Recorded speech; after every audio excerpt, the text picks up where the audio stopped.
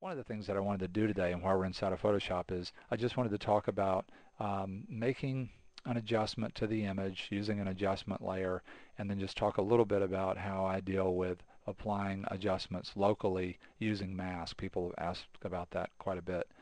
Um, so let's do this. If you've been following the Daily Critique, or maybe you've already upgraded to Adobe Photoshop CS4, you know that there's this new cool feature where you have whatever you want to call this, a palette or a drawer for your adjustment layers. You don't have to go anywhere and get them anymore. You can just open this up, have a space for it. When you click on an adjustment layer, super cool, it opens up right there, not on top of your image. I want to make a change to this using curves. Right now it's this super open feeling, but that sky looks stormy. And so I'm thinking that I'd like to come in and make this much more brooding, and I want to do that using curves. And another really cool feature of CS4 is if I click on this hand and take it out here, it not only will sample a point on the curve, I can click down and then pull down or up and move the curve right out here in the image. Really cool workflow thing.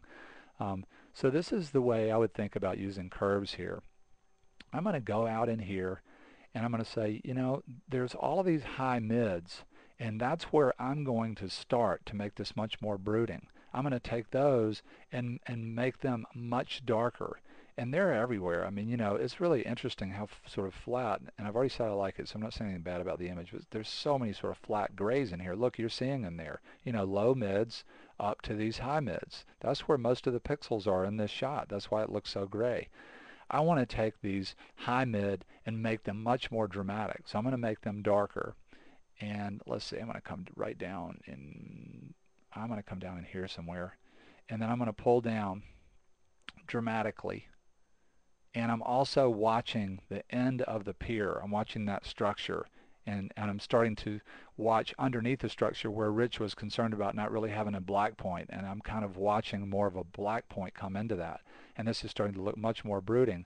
But now here's another really important thing. So I sort of like that, but to preserve some local contrast around these pixels that I've biased in darkening this, but by choosing right there, I'm going to go right above that, and then I'm going to pull up on the curve. And you know, if I go very far at all, it'll get wacky really quick. But I just wanted to show that. I talked about this the other day. If I want to preserve local contrast, I can pull up on that above the curve, come down here to the eyeball, turn that on and off, and you know, I could say, man, I like this quite a bit overall in the image. Let me do this for a second. Let me throw this away and go a little bit higher here and pull up from there. And that's going to give me a little bit more pop in these bright areas. And so let's just say that we sort of like that overall. I just want to do one other thing to this. I now want to kind of pretend that, I didn't mean to do that, that this is our starting point. And let's say that I wanted to bring a little bit more local contrast into these areas, so I can do a local adjustment and talk about that. Let's go back to curves. I'm just going to click up here. If I click right here, it will take me to my choices again. I'm going to go back to curves, and now I'm going to come down in here. I'm going to make the hand active, and I'm going to sample this sort of gray, and I'm going to pull up on that because I want to make it brighter. I'm going to pull up a lot, and then I'm going to come above this and make that part of the curve just a little bit steeper, so there's some local contrast in there, and you can see that coming in. Turn that on and off. And now what I'm going to do is I'm going to come and make this mask active. I've got black as a background color and white as a foreground color, which is how I like to have things set, because now using a shortcut I can quickly fill the mask with black, because I don't like this overall. I just want to apply it locally. I'm going to do Apple Delete, or you could do Control Delete on a PC.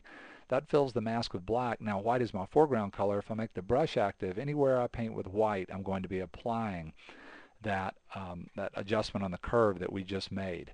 A couple of other important points that I wanted to make today is when I'm adjusting a mask like this locally, I'm almost always at zero hardness on the brush. If I want to make a more minute detailed adjustment, I will pick a real small brush, but I keep that hardness at almost zero.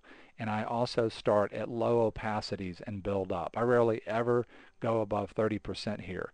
I want to build up to the change. I don't want to overdo it and then have to correct that. That's why I don't make a lot of selections in Photoshop. I can't stand feathering and picking pixels and all that. I would rather do it like a painter and put the image big on the monitor and work subtly and feather it all in there from the beginning. And yeah, it might end up taking longer, but you'll almost never end up with transitions once you start to practice this that look outrageous or over the top.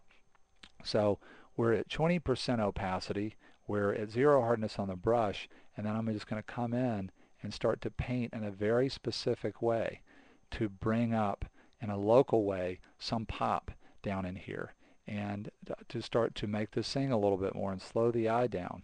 And I'm not going to sit here and do all this. Hopefully you already sort of get the approach.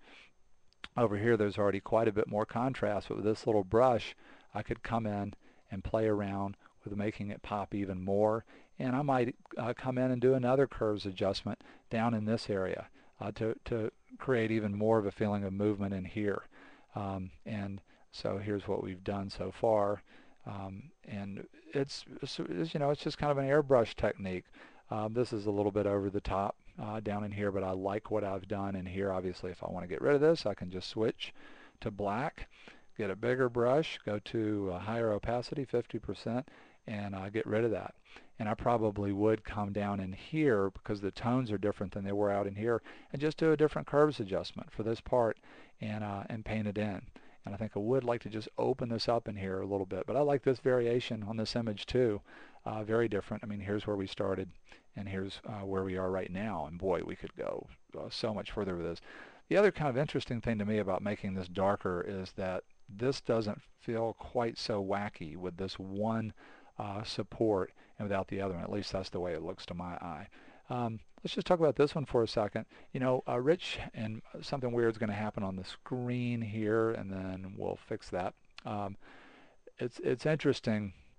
Rich had he had a couple of comments about this that I thought were fascinating. He said, do you look at the details in the skyline showing the industrial area when you look at this image? Do you even see the cruise ship at the dock, which is pretty hard to see with the image this small? But it's back there on the left, way back in the background of the image. And would you do anything more with the contrast? This is another image to me that looks like a platinum palladium print. And it has a real long dynamic range and sort of silvery grays, and it also looks aged, and I think this is just stunning. I think it's absolutely, totally beautiful. I think that Rich did an amazing job of going out and going and finding things that were moving to him as an artist and a photographer, despite this not really matching up to his expectation. I think this is stunningly beautiful. I really like this one just right out of the box. I really like the way in this one the midtones are singing, and I just love I love the feeling of rhythm in terms of the box cars and these containers, and then this particular skyline. It's all really very rectangular, and these two guys are kind of dominating figures in the background, and they just play right off of the rail cars. Really beautiful quality of line here, great rhythm in here, and I wouldn't change anything about it. Really, really love both of these images from Rich. Hopefully that was helpful just in terms of working in curves, and I want to thank Rich for submitting two beautiful images and sharing those with us on the Mindful Eyes Daily Critique, and we'll see you tomorrow, everybody.